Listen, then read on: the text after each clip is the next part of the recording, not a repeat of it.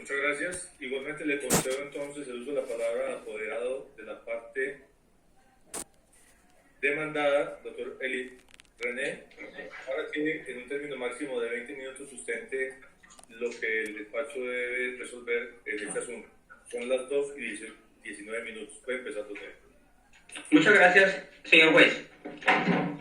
Si bien es cierto que el artículo 442, numeral 2 del Código General del Proceso solo estipula dos de las excepciones que propuse, que es el pago y la compensación, en esta parte de mis alegaciones debo referirme a ese régimen de excepciones en los procesos, en los procesos ejecutivos no se quedan solamente en el artículo 442. Si fuéramos más allá, también el 784 del Código de Comercio señala 3 excepciones más dentro de los procesos ejecutivos. Y precisamente en el numeral 13, por allá del Código de Comercio, nos dice que dentro de esa acción se podrán proponer las siguientes excepciones. Y en el numeral 13 dice textualmente las demás personales que pudiera oponer el demandado contra el actor.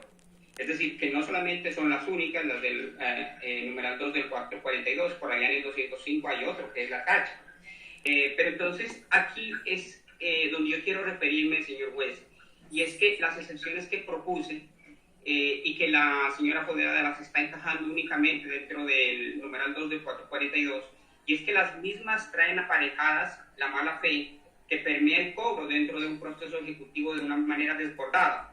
Y por ello, señor juez, era necesario mencionar también el cobro de lo no debido, y hasta lo mencioné, el enriquecimiento sin causa, pero lo voy a demostrar de la siguiente manera.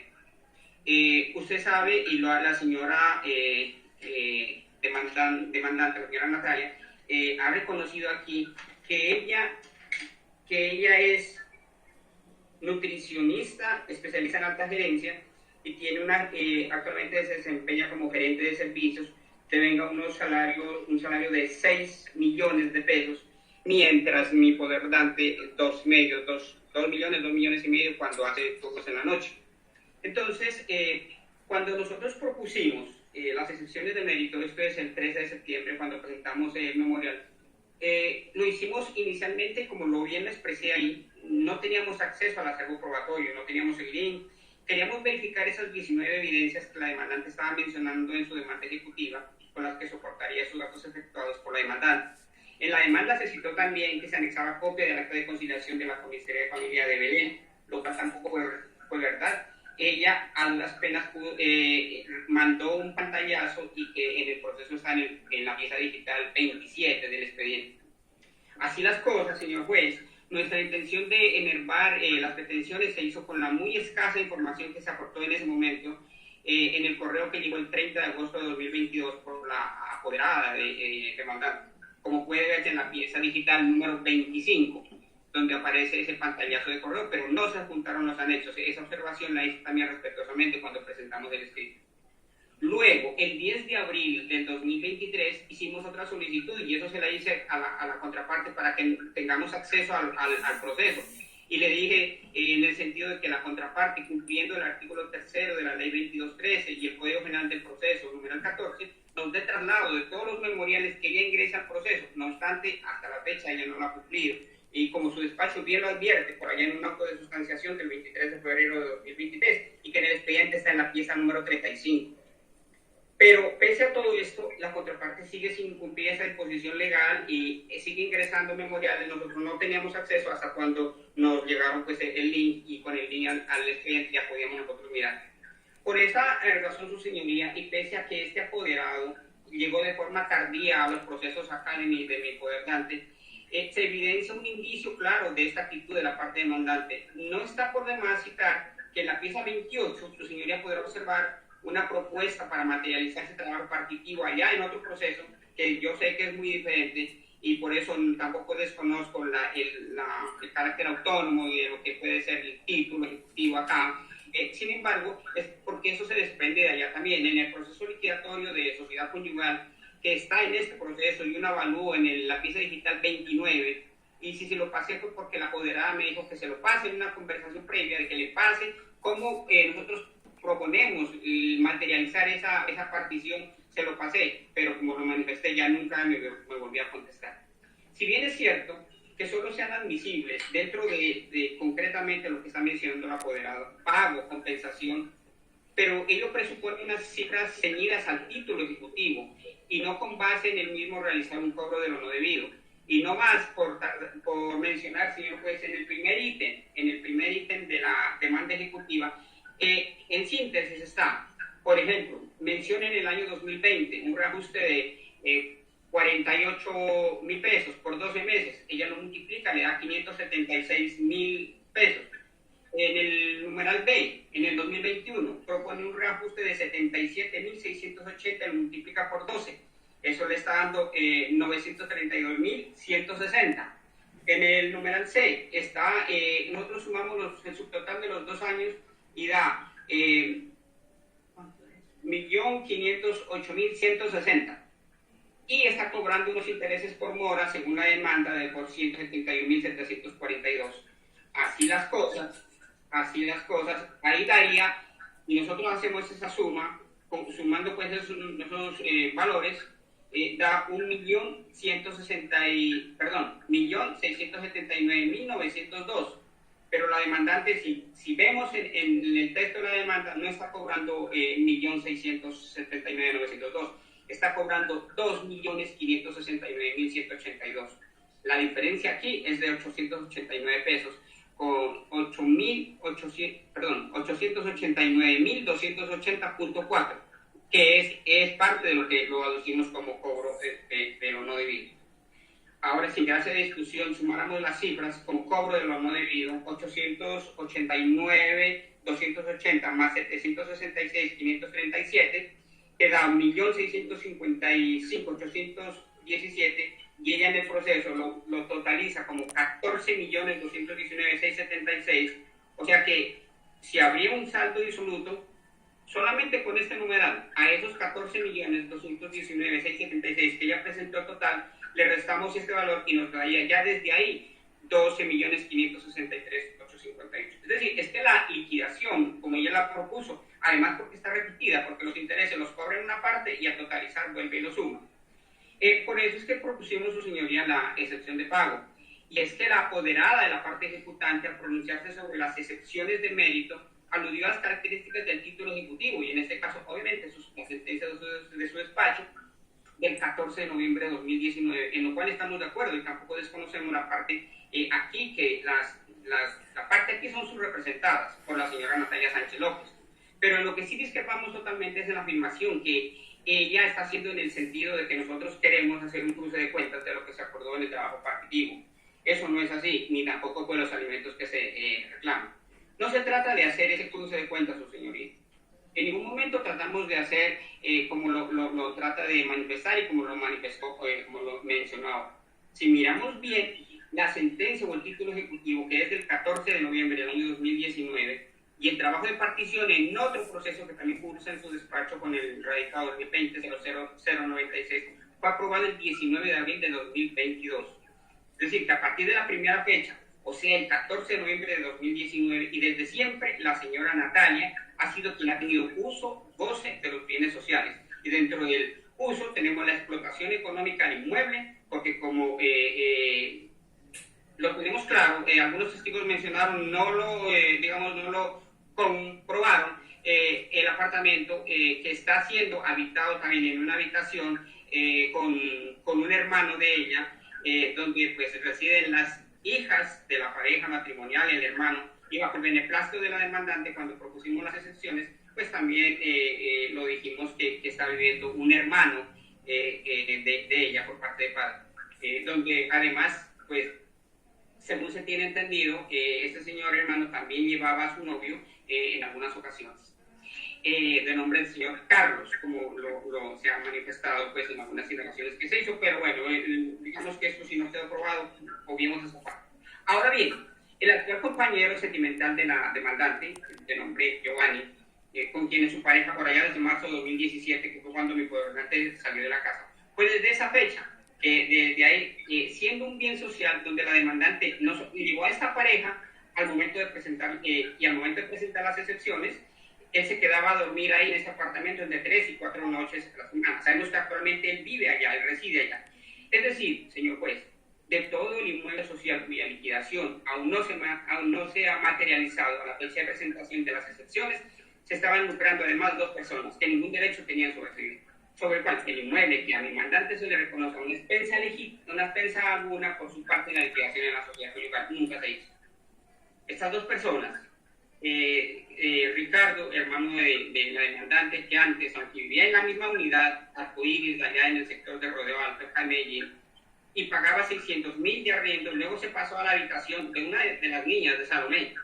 Giovanni, también actual pareja de la demandante, quien desplazó en el uso y gozo del inmueble a mi poderante, ahora, si es la demandante quien explota económicamente el inmueble y el vehículo lo tiene para su uso, se entiende que de ese dinero, producto de esa explotación, también debería destinar algo para las hijas, pues porque las obligaciones, obviamente, son de los dos, máxime cuando ella se está ganando 6 millones de pesos. Consultado el mercado, pues el mercado inmobiliario del sector donde está ubicado ese inmueble social, allá en Arcoíris, etapa 2, hemos podido verificar y constatar que el canon mensual, como bien lo manifestamos en la proposición de exámenes, en esa época era de 965.000 pesos y actualmente pues ya asciende al millón de pesos. Entonces, ¿dónde voy? Es que es de anotar que desde el año 2017, cuando comenzó a residir en el apartamento del señor hermano del ejecutante Ricardo Sánchez, donde recibía en esa época otra visita, le pagaba una mensualidad de lo cual nunca le ha reconocido un solo centavo a mi mandante, y hasta hoy, septiembre de 2023, han transcurrido 78 meses de alquiler, que solo los ha recibido ella. Entonces, ahora pregunto yo, ¿será que eso no puede tomarse como compensación? Pues dicho dinero debería también para las hijas del matrimonio, y eso sin tener en cuenta que también pues está viviendo allí el señor Giovanni, la actual pareja de la señora Natalia. Y si a esto tenemos el agravante de que en el año 2017, una hija de Salomé, de 3 años, Sofía, de 10 años, no solo vieron que su padre salió de su casa, sino que de inmediato la demandante tomó la habitación de la menor Salomé, y eso sí lo manifestó una testigo, se la entregó a Ricardo, su hermano, y como si fuera poco, además de ocasionar la salida del inmueble, como bien social de mi mandante, pues ya eso lo denunció por violencia intrafamiliar, que también fue conocido, fue mencionado en su sentencia, señor juez, y así logró dejar a mi mandante de sus hijas durante 2 años sin poderlas ver, privada totalmente de la visita. Eso el honorable señor juez en la sentencia del 14 de noviembre lo manifestó, y por eso no se pronunció en el numeral 4 de esta sentencia del 14 de noviembre del año 2019. Ahora, nosotros dentro del escrito pues mencioné las excepciones de enriquecimiento sin causa, mala fe. Pues al haber salido mi poderante de un apartamento adquirido en la vigencia de su sociedad conyugal, pues él no tiene más a dónde ir, ha tocado para arrendo, como lo menciono acá, todo lo que demandan estos datos personales, y eso pues obviamente que ha menguado su calidad de vida de manera ostensiva. Señor juez, es muy claro, y ha quedado demostrado que mi mandante no vivía en el apartamento desde el año 2017, el cual junto con el vehículo que quedó a disposición de la demandante, y también es claro que desde esa fecha mi mandante, que ha sido privado de visitar a sus hijas, y pese a ello tampoco nunca ha recibido un solo valor por concepto de canon de arrendamiento por la habitación alquilada, 78 meses que han transcurrido, y que además también dentro de la liquidación le cobró el SOAT, le cobró el técnico mecánico, le cobró los seguros vehiculares, y eso se hizo en el trabajo partitivo pues, que fue aprobado. Por esta razón, en nuestro escrito de medios exceptivos, hicimos unos cuadros explicativos de año por año a partir del 2017, perfectamente, ahí se puede mirar, creo que la apoderada también lo ha observado, donde plasmamos que en el 2019, cuando ya mi mandante ni siquiera se le permitía conducir el vehículo, fue quien pagó esa suma de 852.000 pesos, 269 por seguro vehicular y 183.625 por SOAT. Para ir cerrando, su señoría, por lo expuesto, solicito muy respetuosamente que se declaren probadas las excepciones propuestas como son pago, compensación, y consecuencia a ello se levanten las medidas cautelares impuestas, donde se decretó el embargo de las acciones y derechos que le corresponden a mi mandante en la liquidación de la sociedad conyugal en el proceso que cursa en su despacho con el radicado 2020-009600.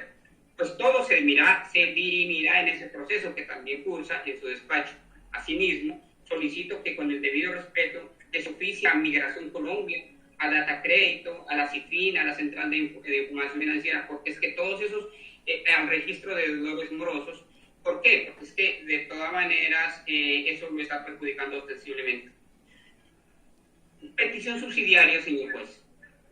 En defecto de lo anterior, solicito dar aplicación al artículo 304, numeral 2 del Código General del Proceso, que dice que sentencias que no constituyen cosa juzgada. No constituyen cosa juzgada las siguientes sentencias. El numeral 2 dice: las que deciden situaciones susceptibles de modificaciones mediante proceso posterior por autorización expresa de la ley. Eso, señoría, de no tener eco la pretensión principal, solicito respetuosamente para que se aplique este numeral con el fin, obviamente, de que se levanten las medidas, porque todo estará sujeto a resolverse allá en el proceso, en el proceso práctico. Esa es mi petición. Muchas gracias, señor juez. Bien, gracias. Solamente dos cositas, doctor. Usted me pide acá que tenga en cuenta como compensación ciertas conductas o hechos que se atribuyen a la demandante. ¿Es correcto? Sí, señor. Quiero Pero más que todo las conductas como lo que eso representa en valores económicos. Bueno, quiero precisamente que me precise cuál es el monto económico de esas conductas o de esos hechos y cómo compensarían y cuál es el fundamento normativo, que no me lo dijo. Solamente eso. Claro, señor juez. El fundamento normativo, la excepción de prescripción, precisamente los que la apoderada también lo mencionó, artículo 442, numeral 2. Sí. Que habla de 442. Está hablando de la excepción y de la excepción de compensación y de pago.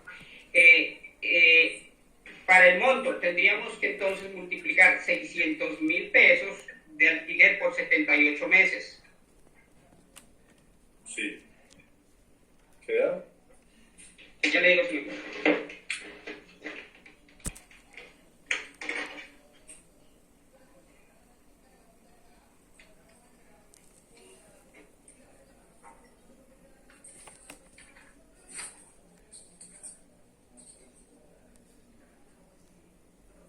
Aquí me está dando total los 78 meses desde que el señor Ricardo está viviendo allá, da un total de 46.800.000.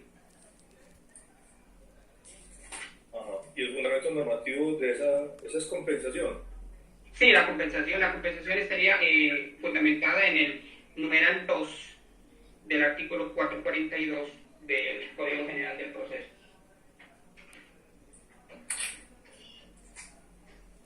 La alusión que yo hice al artículo 784 del Código de Comercio es que, pues, porque también el Código de Comercio dentro de las acciones permite eso, y dice: contra la acción solo podrán proponerse las siguientes excepciones. Da un listado de 13 ítems, y el numeral 13 dice: las demás personales que pudiere oponer el demandado contra el actor. Código de Comercio. Código de Comercio, su señoría. Artículo 784, numeral 13. ¿Y por qué es aplicable el Código de Comercio en este caso? Su señoría, muy respetuosamente, yo lo asimilé, porque obviamente aquí está hablando de la acción cambiaria. Dice: contra la acción cambiaria solo podrán oponerse las siguientes excepciones, porque es un proceso ejecutivo. La consideración respetuosa que yo hago es que se trata de un proceso ejecutivo, y dentro de los procesos ejecutivos, pues no solamente nos debemos atener a lo que es el artículo 442 y las excepciones planteadas allí. Por eso, su señoría. Bien, gracias. Bueno, escuchamos los alegatos de las partes y teniendo en cuenta que se ha complicado un poco el factor de decisión por los diferentes ítems que hay que revisar, vamos a suspender la audiencia. Son las 2:38. Vamos a suspender por 20 minutos. Bueno, ya de una vez a las 3 de la tarde continuamos para dictar el fallo. ¿Listo? O sea, se suspende 22 minutos. Muchas gracias, señor. Liliana, mantenemos la audiencia, por favor.